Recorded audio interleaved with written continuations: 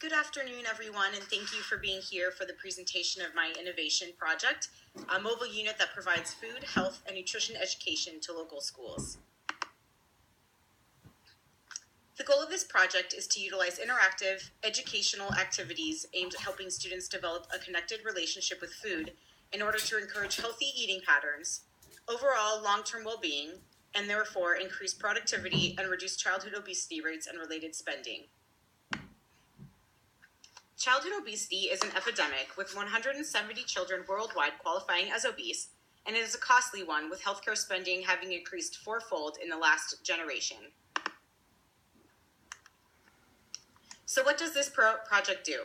This mobile unit will come around once a week to schools with students ages in kindergarten to middle school and provide the space and resources to implement an interactive food-based curriculum with activities including gardening, cooking, and food preparation demonstrations, as well as hands-on demonstrations.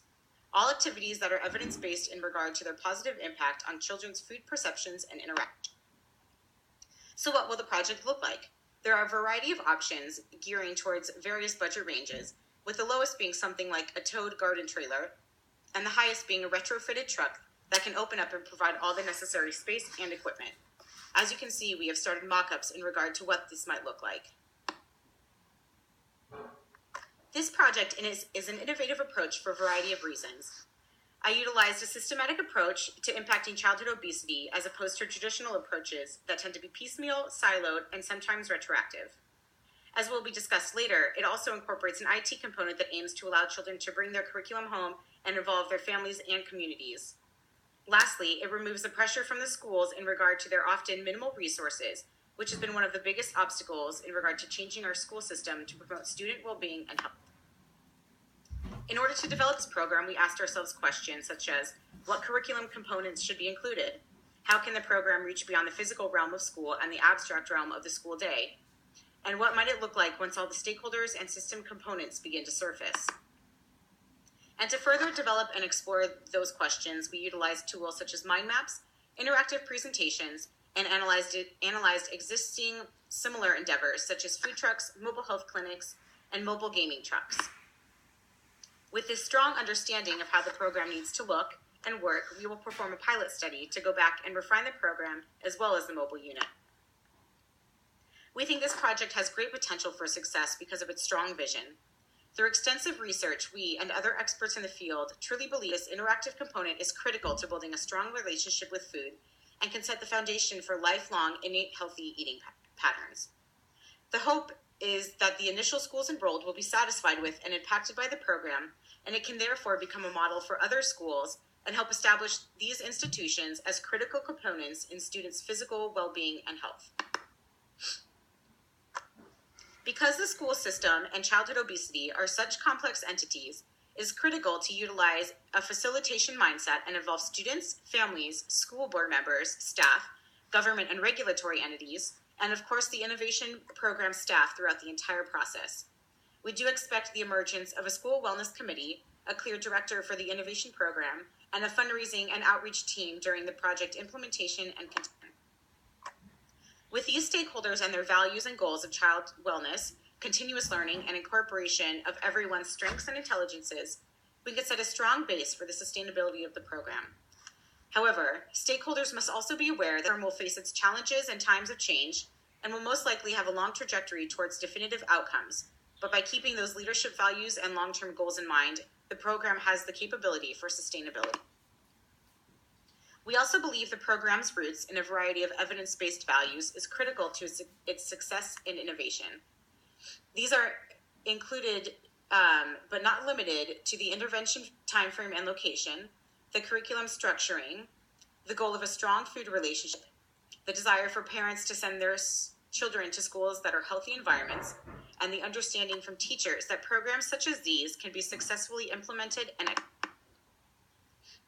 of course, the program needs to be financed, and the upfront costs may seem high, seeing as they include the actual mobile unit, incorporation of a technology component, and insurance and necessary certifications, in addition to the cost of sustaining the program, which will include things such as salary and gas and garden maintenance. However, a good portion of these run a sliding scale. For example, the project can initially be started that costs less than the average $50,000 it costs to do a full truck. And the technology portion is one that can be slowly implemented and started with a subscription to group collaboration sites such as Basecamp, which averages about $25 a month.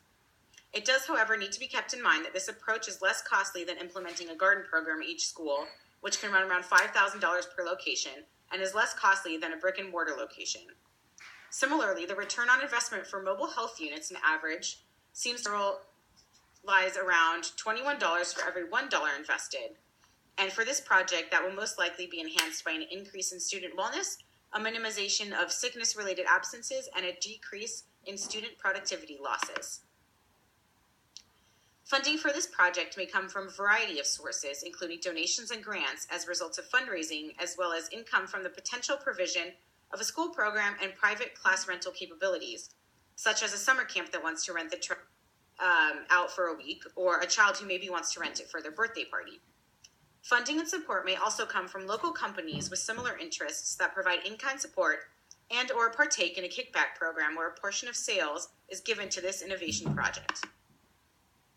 The finances for the program will be kept in check by a chief financial officer who is assigned to the project and possibly a volunteer from the community, as well as a volunteer finance committee led by the CFO, which may include representatives, parents and members of the PTO, government representatives, local stakeholders with subject experience, and local finance experts.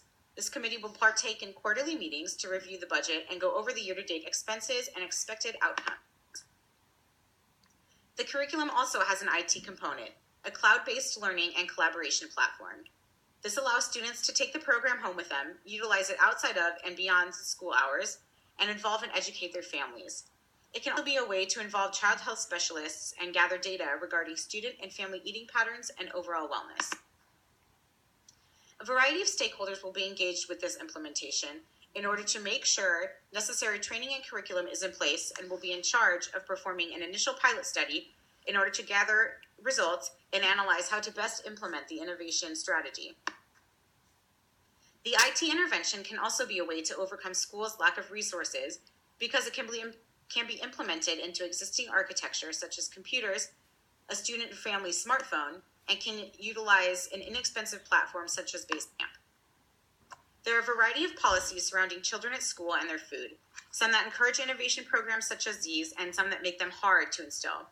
For example, the No Child Left Behind Act, although created with the best intentions, can often make it difficult for schools to implement non-core curriculums and can sometimes minimize schools' capabilities to implement outlying programs such as this one. Other policies ask school to do things they are simply not equipped to do, or to lay out generic designations that is hard for schools to find the time and resources to develop something specific enough to successfully implement.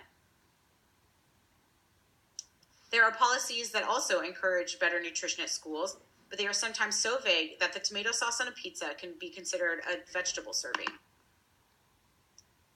The School Challenge Program to Reduce Childhood Obesity is a piece of legislation that emphasizes nutrition education via a school wellness program, but again, the requirements of that wellness program are extremely broad. A federal piece of legislation, the Health Hunger-Free Kids Act of 2010, is one of the first of its kind and established a farm-to-school grant program that provides monetary support to programs trying to implement curriculum such as this one. However, Arizona is not one of the recipients and actually has only passed one level piece of legislation regarding schools and interactive food curriculum, and that was simply a call for a 10-person investigative committee into the topic.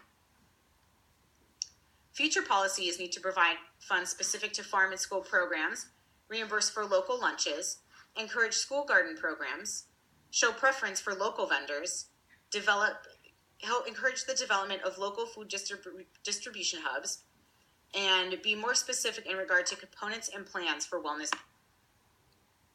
The long-term goal of this program is, of course, reducing childhood obesity rates and related healthcare spending. However, the timeline on this is very long, and other benchmarks need to be measured in the meantime. Qualitative measurements to gauge program success include student food preferences and program satisfaction, while quantitative measurements include the number of schools reached, summer program enrollments, and long-term obesity rates for the enrolled school compared to other schools in the surrounding area. These measurements will help us see where the program is on its path to improving the relationship between children and food, encouraging an innate and lifelong healthy eating pattern, reducing obesity rates, and therefore taking that monetary burden off the healthcare. By utilizing an approach with an understanding of the school system complexity and various factors impacting the phenomenon of childhood obesity, leading by encouraging a grassroots support base based on the common values centered on child wellness, incorporating a variety of necessary stakeholders and utilizing and appreciating their individual contributions and intelligences, and creating a program with the ability to an expectation for change, and we can set up the framework for this innovation program that points it towards success, sustainability, and a truly beneficial impact. We can lay the foundation for this mobile unit so it provides evidence-based curriculum in a way that reaches as many students as possible and has a truly underlying systematic impact by encouraging a connected relationship between students and their food, helping them develop lifelong and inherently healthy eating habits, increasing overall wellness, chipping away at that ever-increasing obesity rate, and having a positive impact on our healthcare spending and economy.